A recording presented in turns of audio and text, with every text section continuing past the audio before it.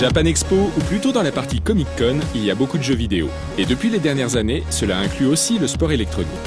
Cette année, c'était encore le cas, même si on a noté l'absence des grandes scènes présentes en 2012. Bah là, l'année dernière c'était WCS avec Blizzard. Blizzard a décidé autrement puisqu'il voulait plus faire une compétition que français. C'est juste cette année, Apple n'a pas beaucoup. Bah, il n'y a rien à dire, peut-être que l'année prochaine il y aura beaucoup plus. Blizzard a décidé comme ça, peut-être que ça changera. Et même dans l'e-sport, il y a une ambiance Japan Expo. Oui, parce que normalement quand je fais des gros événements, tout simplement les gens sont plus... Ils osent pas dire bonjour et tout, alors qu'ici, les gens qui nous supportent, ils viennent et on leur dit venez, ils viennent, ils sautent dessus, il y a un regroupement et tout, ça fait plaisir, il y a beaucoup de monde qui viennent, et donc c'est ouvert à tout le monde, donc c'est pas la même chose, c'est plus dynamique ici. C'est un plaisir d'animer, de jouer sur les stands, non franchement ça se passe bien, fatigant, mais cool. Mais s'il y a un domaine qui est toujours bien présent, c'est celui du jeu de combat. Alors ce stand, c'est le stand de l'association Gamesline, une association qui s'est créée il y a même pas un an. Elle s'est fait au mois d'octobre pour vous dire. Et son but c'est de promouvoir les jeux vidéo, surtout les jeux de combat, c'est-à-dire Street Fighter, King of Fighter, les jeux de bagarre. Et là sur nos stands, on propose des tournois aux joueurs, du Street Fighter, du Marvel, du Soul Calibur, du Bomberman aussi pour ceux qui veulent jouer, pour les enfants, un truc assez marrant. Malheureusement cette année on a très peu de stands qui sont basés sur les jeux de baston.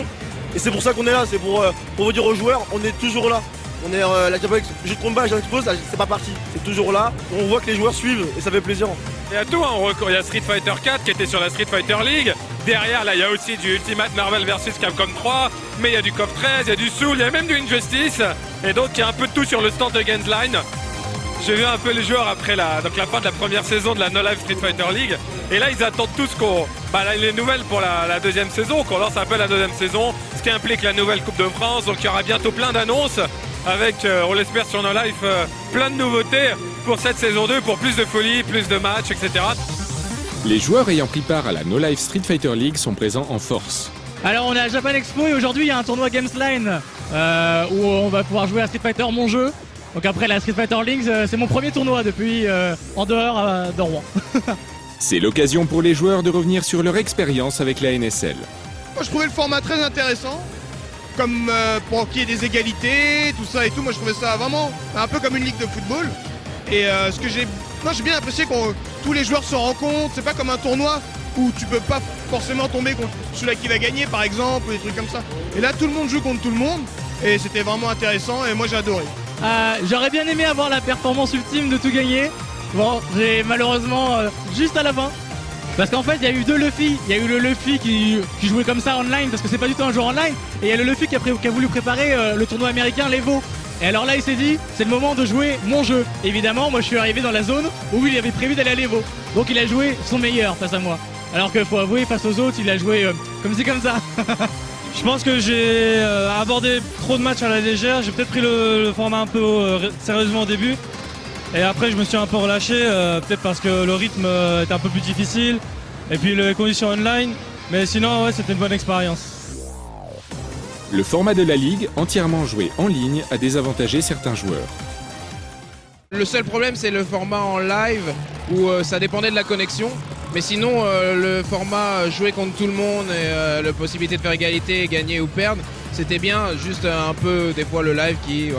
Parce que nous, quand on joue offline, on n'a pas les mêmes réflexes. On n'est pas sur le même état d'esprit.